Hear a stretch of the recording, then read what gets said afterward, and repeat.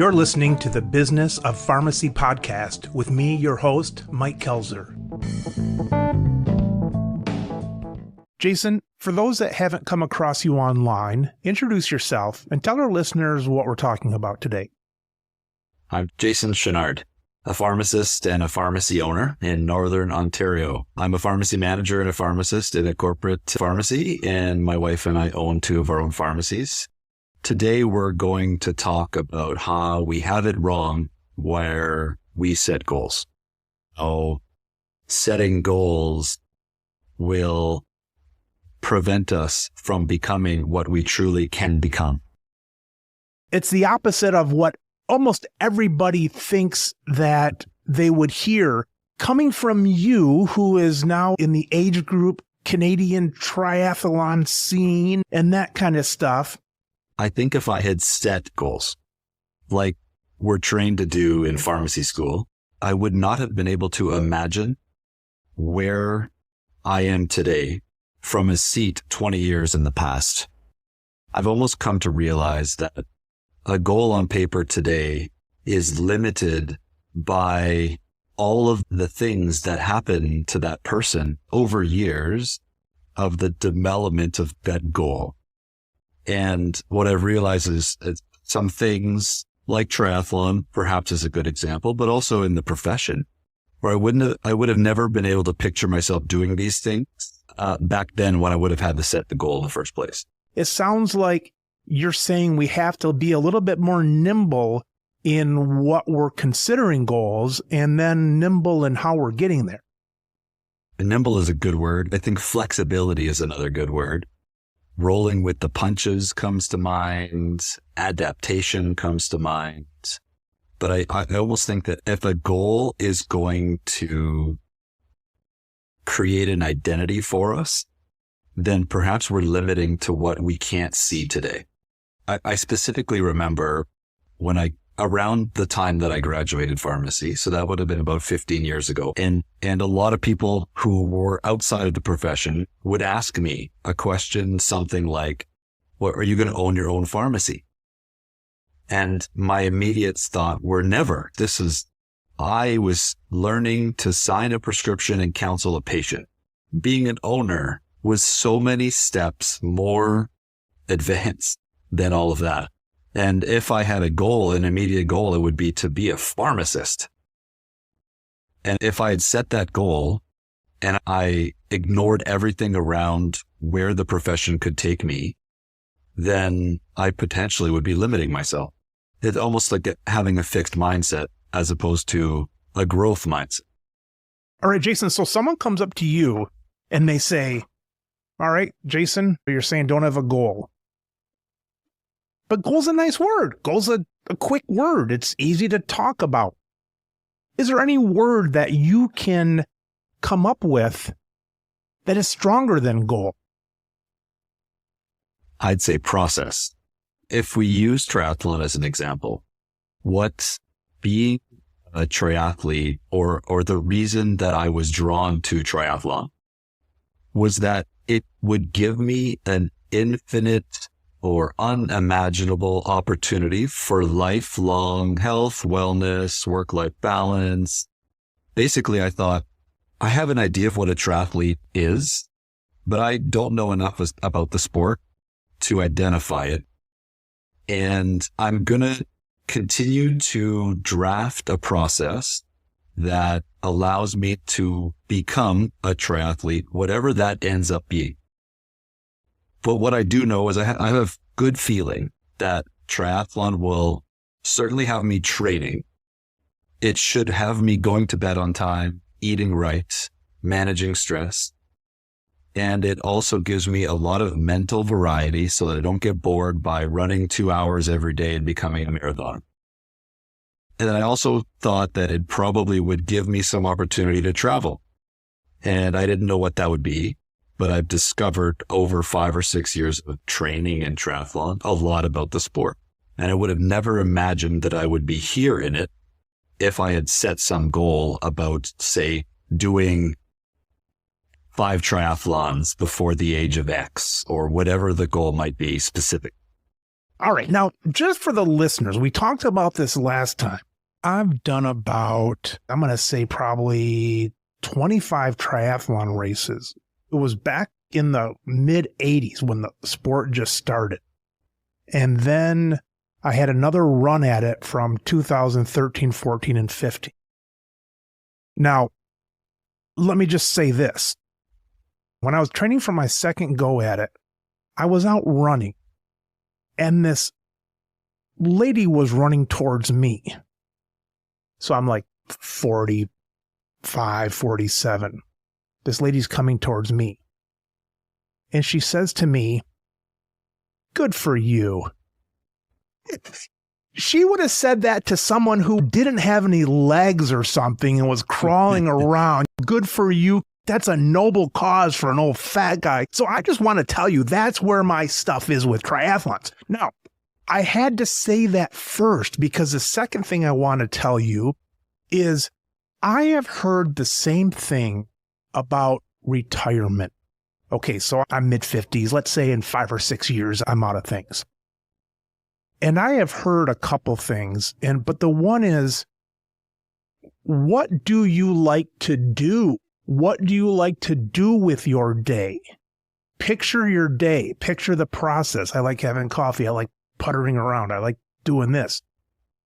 Instead of setting this goal of saying, we're going to live in wherever for 6 months a year, look at your day. Look at what you like to do. What time you like to get up. Look at all those kind of things. And that future goal sort of takes care of itself by what is good for you on a daily regimen.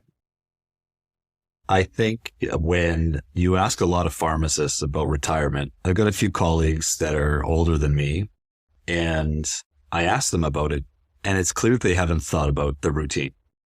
They're used to punching in and punching out, and the week goes by so fast as a pharmacist. And too many colleagues, now I don't know anything about retirement, and I don't know anything about being a 50-plus-year-old pharmacist, but too many of my colleagues seem to be saying they're going to golf. And I don't think that they've thought it out enough. And certainly I'm not in the position to give them any kind of advice on it. But what you said there about the things that you like to do, I think is key. And it happens, there's things that you like to do as part of your day-to-day work life, but we also don't think about what we like to do in the day-to-day home life. And I think the benefit comes in trying to figure out some of those things when you're super busy as a 30, 40-year-old person with kids, so that, and starting some of these daily routines, habits, hobbies, and developing a social network within those areas so that when you actually become 50 plus, 60 plus, you can actually do those things and you're not starting from scratch. I had a guest on, he's a CEO of a current company, and between companies, he was like 50 or something, and he retired and went down to Florida. But he said, I couldn't stand it because everybody down here was 70. They were just doing 70-year-old things. That's true about starting early, because sometimes to really enjoy, you don't have to be great at something to enjoy it, but it's nice to look back where you came from and where you're going. And here's the problem too. Something like triathlon, you might do that when you're 75 and you're in front of me on a bike and I'm looking at your age on your calf and thinking, how come a 45-year-old can't beat a 75-year-old? But that's not here or there. But the odds of you starting something, a triathlon, when you're 65, when you haven't done it before, when it's just been a thought of you, is probably not going to happen. A lot of that stuff has to happen earlier. So you start dreaming and you get in there and you do it and you meet the friends and those kind of things. If it's going to be a lifelong hobby of yours, there's no better time than starting early on. With the right long-term goals, I think we're right. I mean, if 5 years ago I didn't know how to swim, and this summer in the open water, I just would say that I got comfortable. And if I had started swimming and enjoying triathlon at 65, then I'll be limited in all of it. And I'm depriving myself of the joy and all of the benefits that triathlon gives me if I don't start now. The other thing is that pharmacists are pretty type A thinker, planner people. They like to see progress and step-by-step growth, and that's what brings them a lot of happiness. So I think if we don't start young enough at finding some of the things that we like, we're going to wake up someday and there aren't going to be any drugs to dispense anymore, and we're going to feel a little purposeless. Something that I've enjoyed in my life, and I think it has a lot of similarities, and anybody could pick any hobby / path they're on and almost insert it for all of these. Mine is sight reading on the piano. And so I've been doing that since I was 21 years old, and I do it daily, and I don't ever play the same music twice. And so I'm truly committed to being a sight reader. So you sit down and you play what's in front of you, and you may never see it again. Kind of like the book. You don't read a book, the same book, and memorize it and so on. You keep moving on. And the benefit I have over triathlons is I get to sit on my ass. Now, triathlons, you get to sit on your ass too, but the pedals on the piano are easier to press than the pedals on a bike. I think in business, we have so many ups and downs, and you can't control everything there. It's cool to have something outside of work where you're always marching forward. And I know, especially for piano, not necessarily for me for triathlons, because some days I wouldn't feel good and I'd have crappy this and that. But for piano, it's cool for me because no matter what, if I commit to it, I get better and better and better. It's cool for me because no one's ever really going to hear me play outside of the home. The kids try not to hear me play inside the home by shutting the doors whenever I start. But it's cool to have something that I don't have to depend on anybody else. I'm not competing in the business world against somebody else. You're maybe competing against yourself in little ways, but it's something to move forward on when life seems to have a lot of ups and downs. Agree. Fully agree. I think so much about our work days is other people directing us or telling us what to do. And in this hobby, outside of pharmacy, whatever it might be, if it can be your choice, then it's going to be something you enjoy. Maybe not every day. Some days will be harder than others, but it's going to keep you going, and it's going to keep progress happening because you chose it. And I think if you could make a choice, not knowing what the goal is or the end goal, but just letting the end goal happen over years, there's a certain happiness that's going to give you back in that you never pictured. When I tell people that I made the national team, I still can't believe the words coming out of my mouth. And I tell people, like, I never thought this was possible.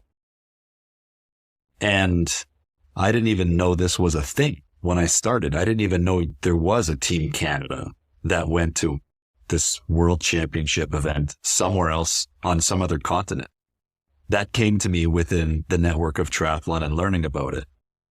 And there's going to be something like that for you and your piano, or for someone doing archery, or for something that is lifelong non-pharmacy related for somebody else. Yeah. I think all you've got to do is make a choice and be open to what that choice gives you back day to day, and just stay with it and let progress happen. This is a story that perhaps a lot of people heard, but there was a professor in front of class, and he had this jar, and he had sand and pebbles and water and big rocks. And first he put in the sand and then the pebbles and put some water in there. And then he tried to put the big rocks in there, and they wouldn't fit. The sediment was on the bottom and the rocks were just spilling over the top. Then he switched it the other way. he put the big rocks in there first, and then the sand settled around them, and then the pebbles settled around those. Then he filled it up with water. Everything settled around the rocks. The moral of the story is put the big rocks in first. So I think one lesson I learned way back was putting the big rocks in first. And so my big rocks are my 3-mile morning fat guy walk and my piano in the evening. Come hell or high water, I'm going to sit down at the piano. It might be 11:30 at night. It might be 6 in the morning on an electric piano. But those are commitments. And believe it or not, everything falls in between it still, with nothing being lost. The one big rock that I've come to appreciate this year has been probably a half hour in the morning. And there's so much talk about morning routines that I don't want to overdo it, but there's a half an hour where I get up before Lauren and the kids for the most part, and I take some coffee and some water, and I go to my workout room downstairs, and it's stretching or meditation. Some days it's lifting weights, whatever it is, but I had no idea how important that was until I skip a day and I'm grumpy and I'm stiff.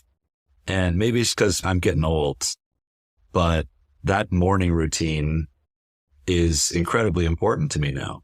I plug in my sleep tracker ring, I look at my data, I stretch out, and that time it's my choice. I woke up half hour earlier to do it.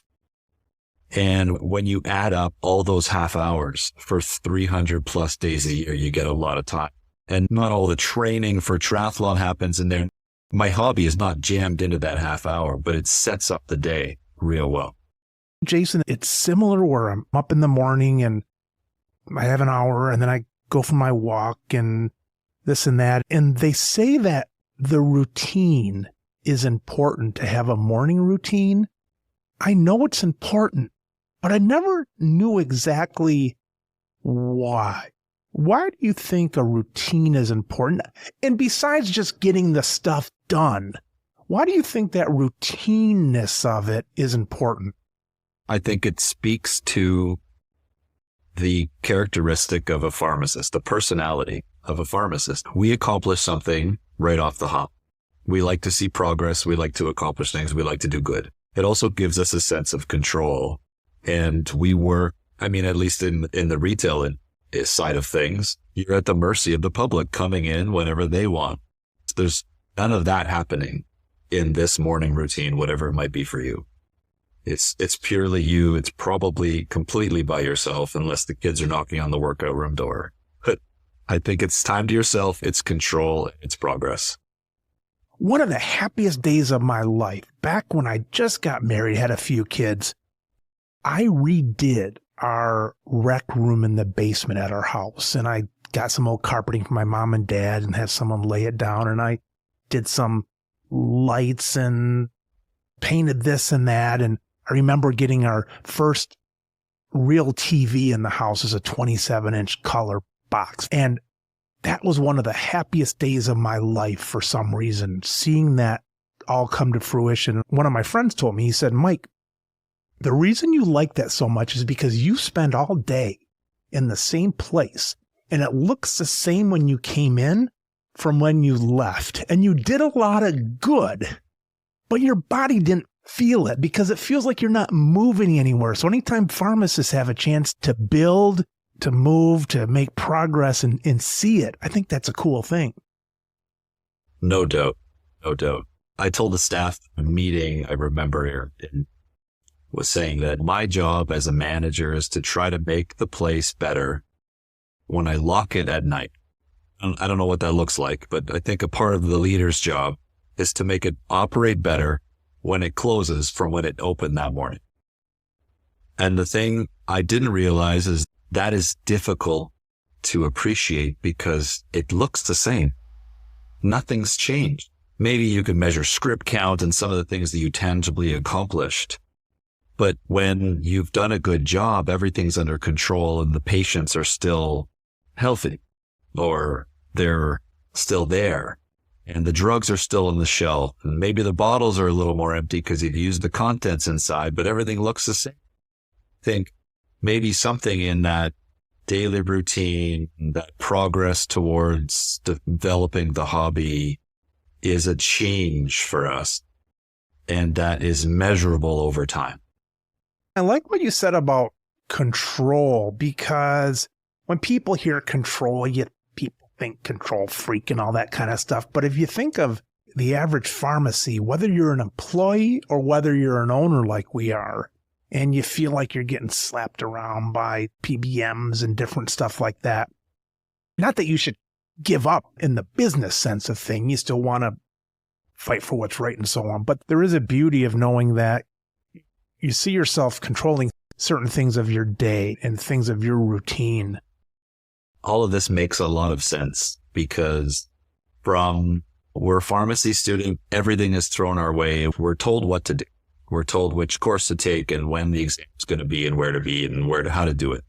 And then we graduate and we've got lots of bosses.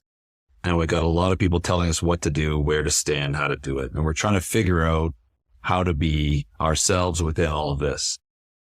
And then you get 10 years into the profession and maybe you're some kind of leader and you've got a head office or you've got somebody else. Unless you're the owner, you're trying to make a lot of people happy. You still haven't carved out anything where you're choosing the path.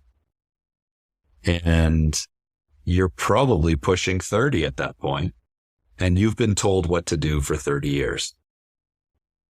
So the appeal comes in the sense of control because it's something that you get to choose and get to see improving by only your influence. I take pride in the idea that I think I was the one that found triathlon for myself. When I think back to how it developed, I think to me, I started running after school because I had some study fat to lose and I couldn't play competitive hockey because there's not a ton of opportunity for men's hockey that is sort of fitting of a pharmacist lifestyle. It's always late at night and everything else. So running was the thing that I could do, that I can control around my schedule with a pair of running shoes, no big deal. And then I thought, I'm going to be bored of this in a few years. And I started swimming in the pool and not knowing anything about swimming, splashing around, didn't even have a pair of goggles at that point. So you look it up on YouTube and you try to figure it out and you try to make this easier for yourself. And naturally, a whole bunch of triathlon videos come up. And I go, well, I biked as a kid. I'm obviously already running. All I got to do is figure out the swimming part. And that's the shortest leg of all the sports. But mostly I realized that this is just something that I decided to do, that no one pushed me, no one forced me.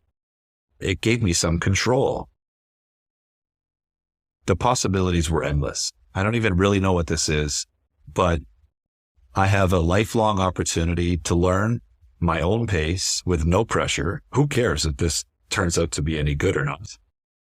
I don't have anybody holding a gun to my head and I'm not being paid to do this. And so much of what a pharmacist is, the results-driven pharmacy world, sort of has us meeting targets and meeting certain thresholds for maybe a bonus or a rate increase, or everything that we do is paired to something else. And the hobby, the choice, is it. We're going to just use these as examples. Jason, your triathlon and my piano playing. Those are symbolic of doing something outside of work.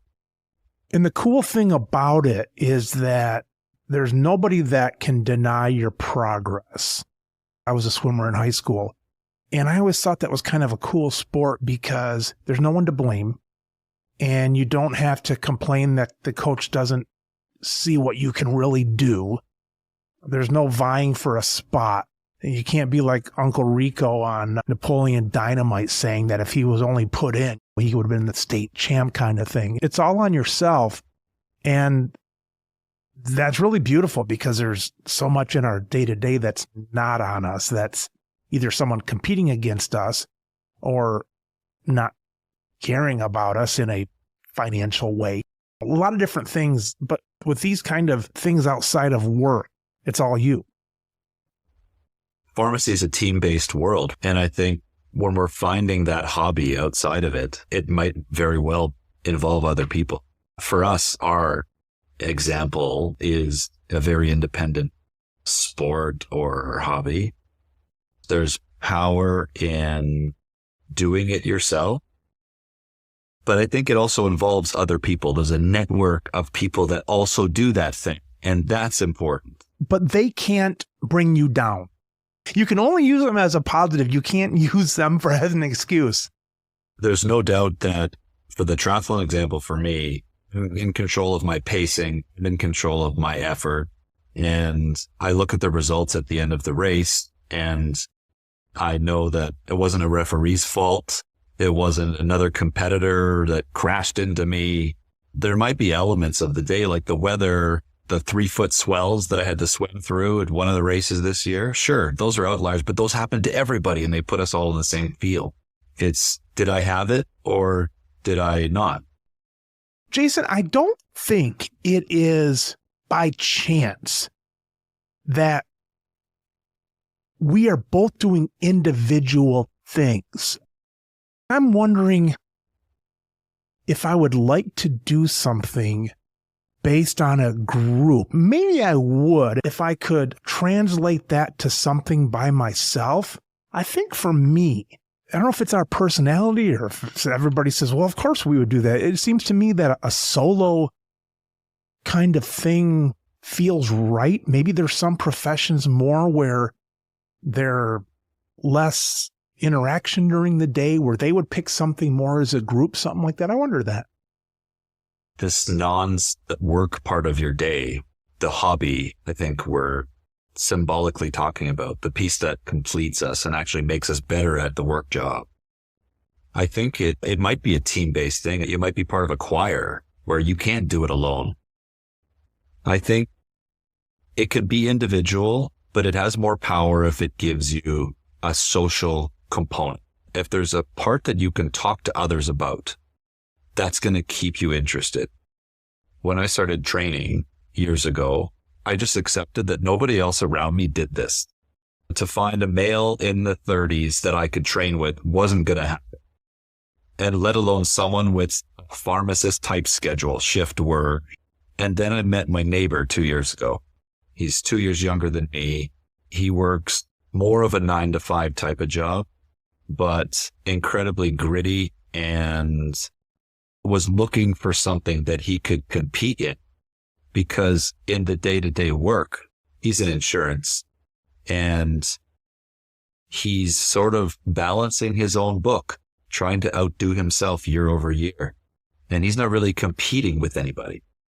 And I thought, that's kind of like a pharmacist, isn't it? You're there with your team and you're doing 1,000 prescriptions this week, and you're going to probably do 1,000 prescriptions next week. And the guy down the street's doing his thing, and you don't interact with him.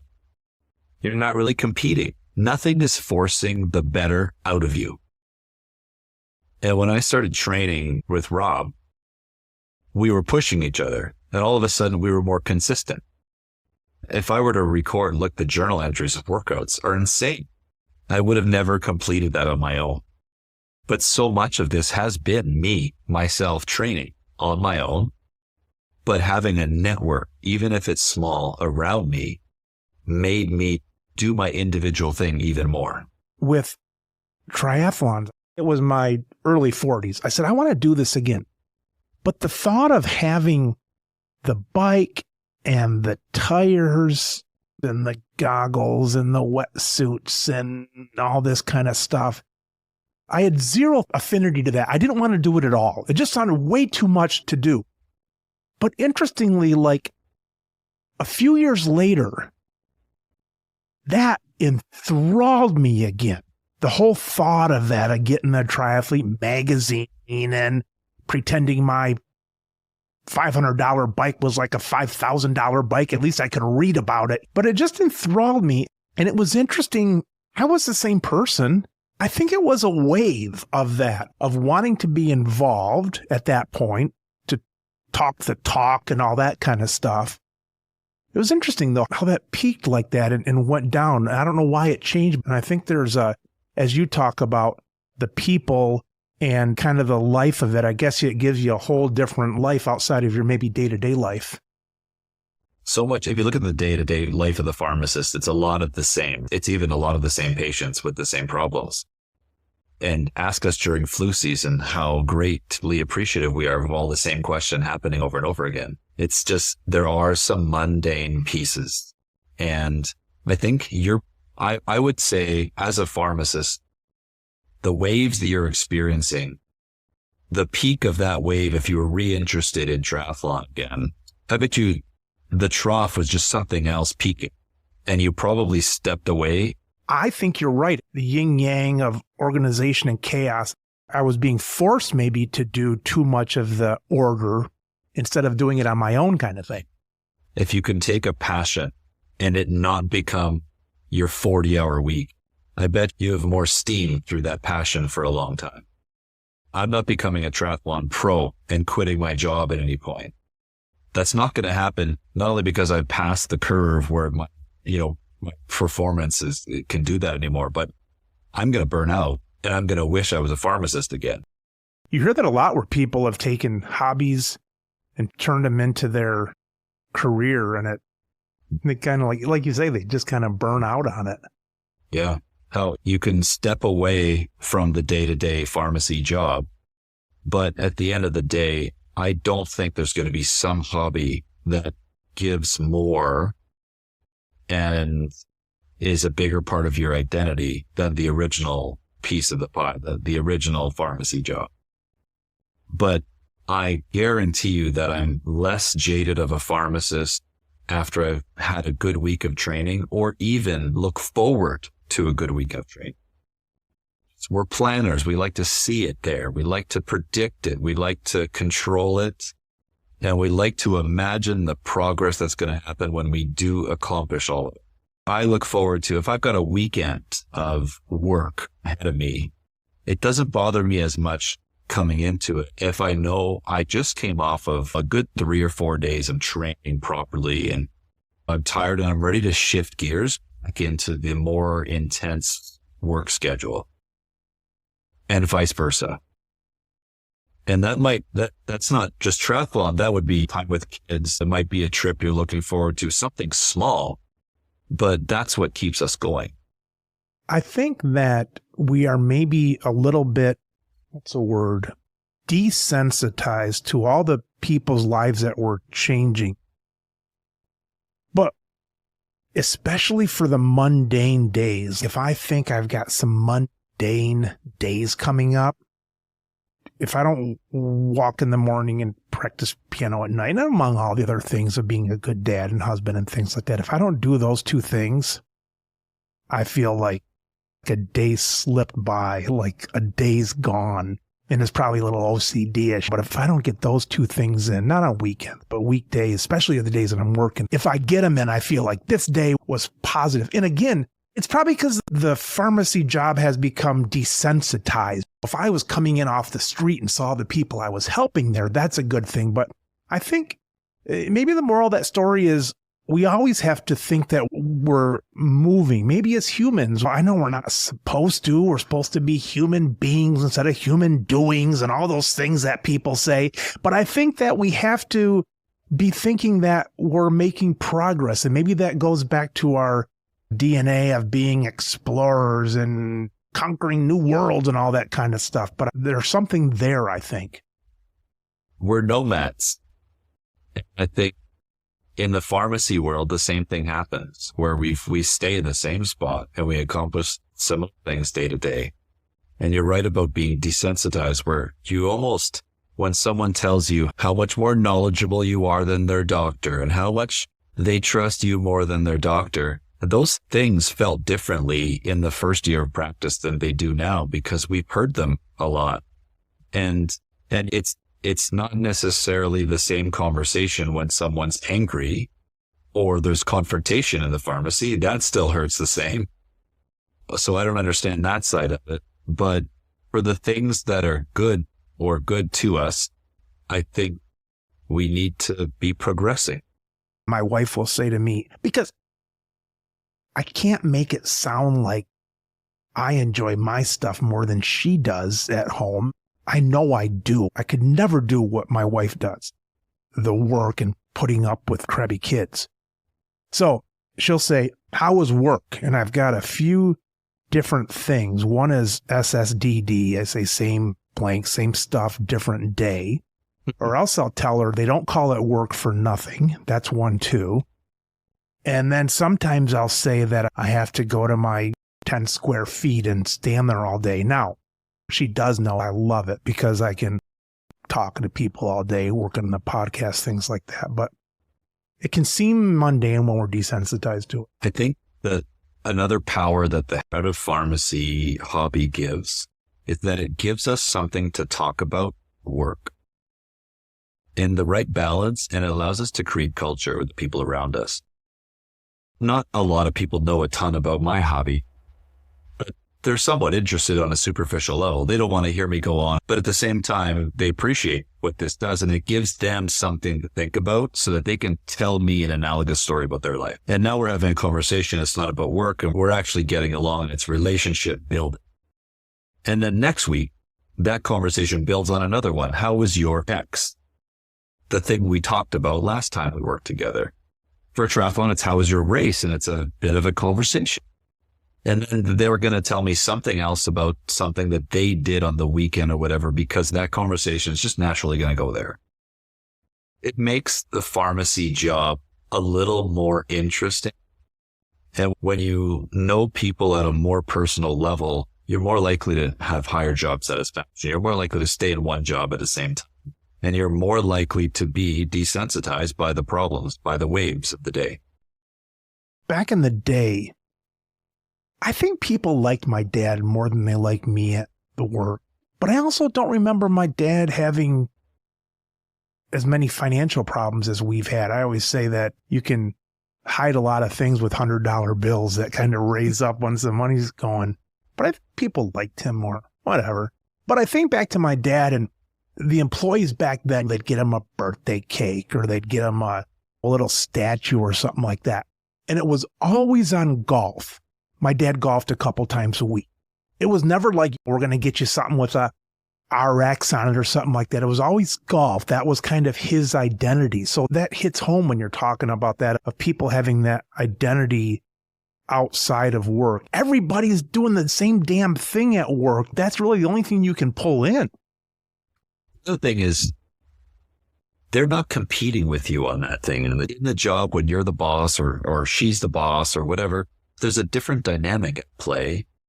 Or if it's two pharmacists and one is accomplishing this and one is not. And this is just different from all of that. And it's relationship building in that way. Maybe a good example of this is when I was working with one of our pharmacy assistants. And I said I got an email from Triathlon Canada. We've been chatting about the World Championships and the possibility of qualifying and some of this stuff. And I told her about the good news. We made the national team.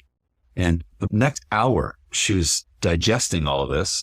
And we're chatting, and she's making all these mistakes in the blister packs. And I'm like, what's going on? And she's like, I'm just distracted. I can't believe this happened. And she's more invested than I am at this point. But it's because we've just dabbled in conversation for the last year or so working together. And I find that sometimes I'll leave work and something happened to one of the pharmacy assistants or whatever. And I'm thinking about it because it happened that day. You're hearing about it. And it's like a show that you're getting an update on, and it's part of your workday. And if you don't have that in the workplace, then it makes it a lot harder, a lot more mundane. I think at the end of the day, when you have an example or a reason to get to know someone else and vice versa, then it's going to bring more joy to your day-to-day job. And I've always thought that I've worked in the corporate world for a big part of my career. And I always thought that the corporate job would be harder, the head office job, because it's a little more alone. That's not something that I'm used to as a pharmacist, because I'm used to having 3 or 4 people around me all the time. And if you don't have anything to talk about, that would be very difficult. Or nobody to talk to, that would be difficult as well. There's a psychologist online I like to listen to, and he said that other people make us sane. In other words, if I say something to you right now, Jason, and we're talking and you look at me funny because of something I said, that means something to me and throughout the day when I'm talking to people. So if I start saying some wacky things right away, I get that response from people that say, those are wacky things you're saying, and you pull them back. I don't know what those would be. Let's just say that I say, I really feel like robbing this bank. That'd be a great way to get money. And then everybody responds to you. And so other people is who gives you your sanity. And when you don't have that, these thoughts can grow without anybody giving you a funny look. And it makes me think of what do they call that in prison? The isolation. What is that called in prison? So my dad ran a jail his whole life and he called it the hole. The hole. What's the official? Solitary confinement. Oh, yeah, that's fancy. I don't think it's good. Your dad ran the prison? I think my dad was the warden. He was a warden? Yeah, 30 years. Did he get to flip the switch ever? No, that's not a thing here. But the stories that I heard as a kid were very interesting. I specifically remember I had braces for 2 years, grades 6, 7, 8. And my orthodontist was down the road from the jail. So I would get dropped off at the orthodontist after school, get my braces changed, and then walk over, and Dad would either bring me home from there. It made a lot of sense. And I'd walk into his office and there'd be like shanks on his desk and just stuff that you're not going to see in a pharmacy. Now, Jason, you're not just making this up for the show, right? This is true. If I made that up on the fly, I should be in another business. I should be writing movies or something. I like to watch YouTubes about serial killers and what's the other one? Not sociopath, but psychopaths and prison. It's just so foreign to me. It's cleansing the palate of everyday life kind of thing. But it's fascinating, that stuff. But I guess not if you're in there every day, I suppose. For my dad, it was a job. And it was about leading people. At the end of the day, he's leading a team of people that are guiding inmates day to day through their process. But yeah, you have to be extremely hardworking and very gritty. And a lot of the leadership characteristics that I like to think about as a pharmacist that maybe I don't have perfected, but I'm still working on, are probably things that my dad has been an expert of for a long time. I look at that sort of environment when I look at compared to what we do, and I think, man, managing a pharmacy must be easy, you know. There's some similarities, like you might have a unionized environment, a unionized workplace in a jail, and you might have one in a big corporate pharmacy, or you might have some of the similar problems. So we've chatted over the years about how he has dealt with certain circumstances. And there's a similar conversation that can happen when a leadership conversation that can translate between both worlds. But certainly that environment would require probably a lot more toughness, a lot more mental durability, perhaps. I always thought that prison would be the only thing in life that I couldn't deal with. But then, watching my shows at night, a lot of these guys, they get out of prison and it's kind of like their retirement. In other words, they're leaving their home. They didn't have a job really, but they're leaving everything they know. And this guy, it probably happens a lot. This guy's like, it's been really hard out here. I want to go back. He wanted to go back to prison. That was his life. Maybe it's not so much where we are, but who we're with, what we're doing, where you feel at home, all that kind of stuff. No doubt. And my dad has certainly spoken to the guy that gets out after a long time. The world has changed. And he just decides he's just going to throw a brick through something and steal something out of a store to get back in, because that's what he knows. So working as a pharmacist day to day, are we at risk for something like that, where at some point this stops and the outside world has changed? Or can we figure out, instead of setting specific goals, can we find things and navigate within our comfort level through the progress that they give us? And maybe we're at an advantage as a pharmacist because you don't need to stop. You don't need to hit the brakes at 65. Maybe you keep your license and you work a shift a week or two, and the possibilities are endless, but your world can't change so suddenly on you that you don't know where to go anymore. So I'm not going to work 35 years in retail and then quote unquote retire and then say, you know what, I'm going to try hospital pharmacy. I don't think I'm going to know anything about hospital pharmacy if I haven't dabbled. So I think we got to set ourselves up for lifelong learning like we're supposed to, but also do that for our non-pharmacy life as well. My wife and I had a chance to go up to our cottage this weekend without any of the kids, and I just told her the importance of this because there's so many couples that you hear they retire, they get a divorce. And I think years ago, when you died at 65 or 70, you're like, man, some prisoners are there 30 years. I can do another 4 or 5. But now with people living 90, 100, some of these people with no relation in their marriage, they might be looking at another 25, 30 years of doing this. I think maybe one of the keys too is sometimes you hear people about retirement. It's like, we're going to retire and move down to such and such when they maybe have never done it before, or we're going to retire and do this or that. But now there's so many things you can dabble in before that big change. And like you say, with pharmacy, you can almost slope it down and slope it up. One of the things that scares me is being bored, getting done with stuff. So I guess I'd always rather have a little bit more tension and thoughts than boredom. I see a lot of 55 to 70-year-old patients who don't have problems to solve anymore. They've retired, and what the pharmacy does makes them angry. And these are small things, small wait times, copays, and not being able to get their appointment for their flu shot and having to come back for an owing. And I'm going like, when you were 35 with 4 kids, 2 of them in hockey and 1 in swimming and 1 in piano, this wouldn't have ticked you off. You had bigger fish to fry. And now your threshold for stress is nothing.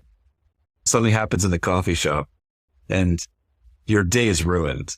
I remember during COVID shot time, I saw intelligent people with all of their paperwork, all of their vaccine paperwork fixed up, all good. One guy came in with a briefcase.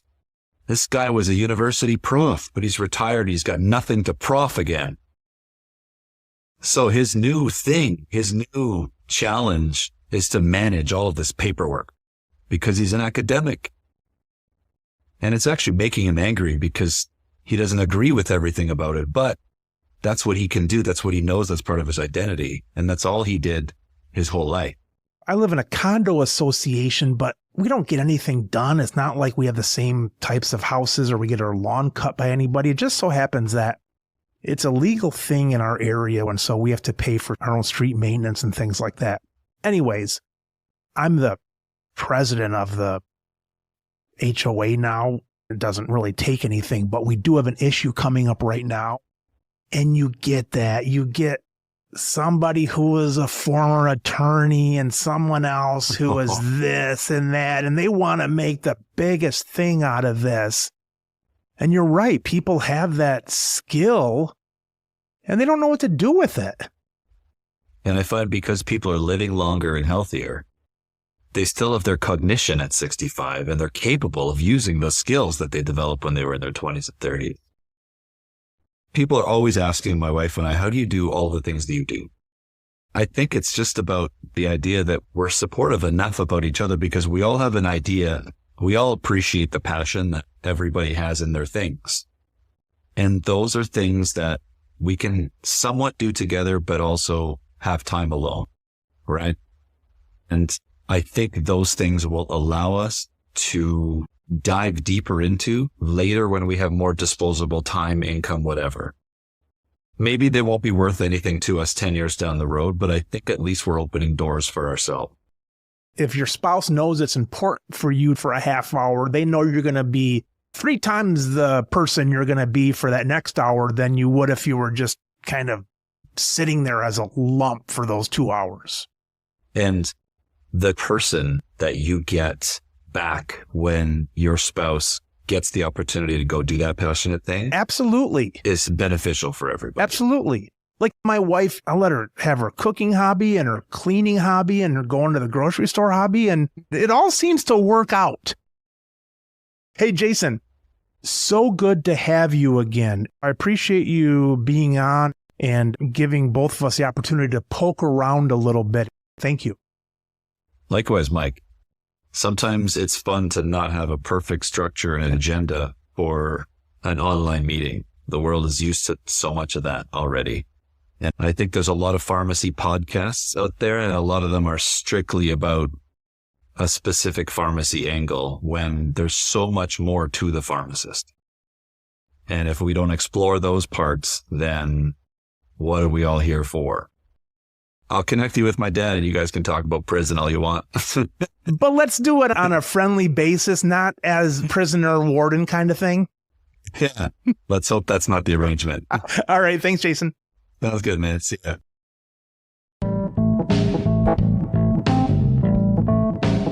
You've been listening to the Business of Pharmacy podcast with me, your host, Mike Koelzer. Please subscribe for all future episodes.